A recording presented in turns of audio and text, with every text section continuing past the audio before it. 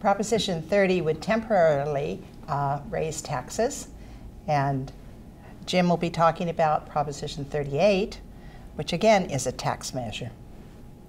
There's a reason for this, and it includes the fact that right now our budget is in a deficit. We have a gap of $16.6 billion.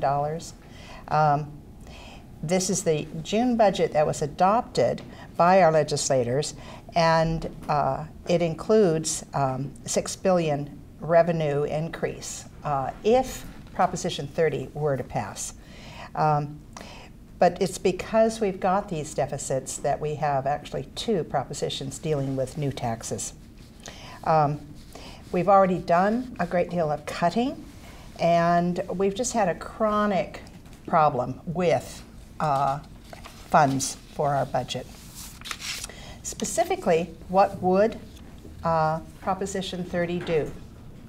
And it would increase the sales tax here in California for 4 years. The increase would be a 0.25. The personal income tax rate would increase for those of you who earn $250,000 a year. This would be for 7 years, and you could incur a 9.3 to a 12.3 increase in tax rate. The money would go to your K-14 educational community, which includes our community colleges. There would also be some funding for local government and for the general fund. In addition to this, there's a 1% increase of tax to those that earn $1 million a year, and that would directly benefit our mental health services. There's also one provision that has nothing to do with taxes directly, and that is a change in the Brown Act. That's an act that funds local governments in their public meetings. That would end if Proposition 30 were to pass. Well, thank you. Now let's hear about Proposition 38, Jim.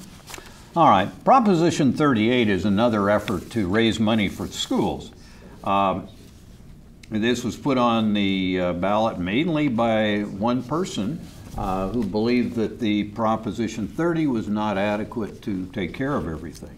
What Proposition 38 will do, it will increase the personal income tax on a sliding scale for everybody, almost everybody. If you earn $7,500 a year or less, there's no increase in your income tax, which isn't very much anyway.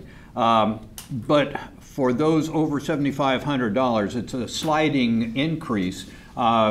Smallest amount would be 0.4% up to the high wage earners of about 2.2% extra on the taxes.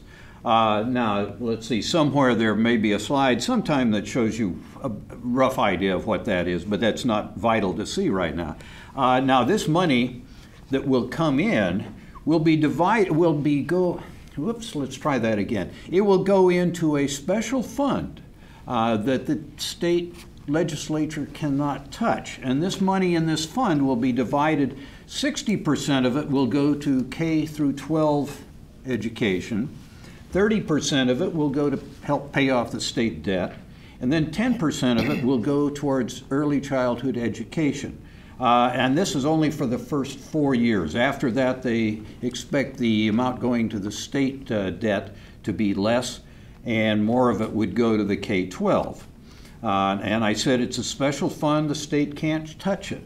And as a result, it won't be in the general fund, and then it will not affect the Prop 30 or Prop 98 guaranteed minimum for education. So it won't touch that. Of this K through 12 spending, 70% of that is to go to education itself. It'll go to schools, and the amount that goes to a school will be proportionate to the number of students in that school, which is kind of a nice way to balance things. 18% of that money will go to low income, as defined by people who are eligible for free lunch. So they will get extra money. And then 12% of that will go to training and technology. to increase the technology in the schools. Now, the use of this is to be determined by local school boards, but it must be spent according to student population, so that their favorite school can't get all the money, and it's got to be apportioned depending upon the population in that school. Now, that's basically the proposition. The people in favor of it, of course, say this guarantees the money to the schools, which is what we haven't had before. The people against this say, well, you know, this is a big tax hike, and there's no real control on the money.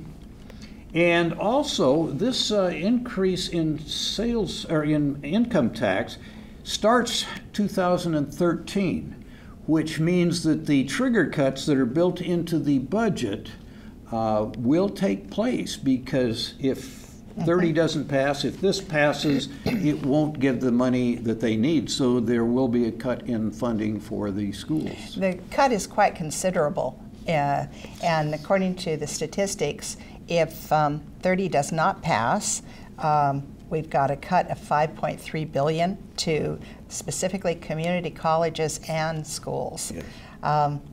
And the University of California will take a really big cut of $250 million.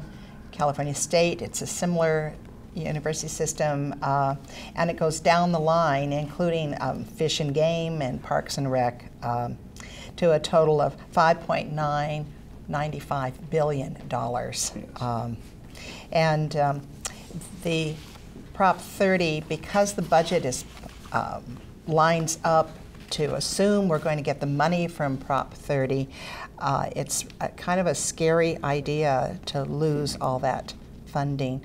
But there it is. And the thing about 30 is that it would go into effect right away. And 38 would not go into effect right away. But Rosaleen and Jim, what if both of those measures pass? Oh, that's kind of an interesting quandary. But both of them were written just in case the other one passed and they didn't, or they passed. And I think it's quite interesting.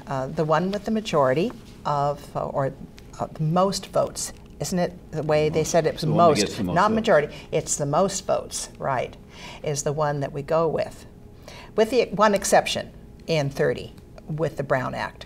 There's one other thing that guarantees that the things that have been passed off to the counties by the state that are funded this year, it's something in the Constitution that will require the state to fund that in future years, which is not a bad idea. Yeah, so. Right. So there's two things that would, whichever one would pass, would still be there. All right. Thank you for that information.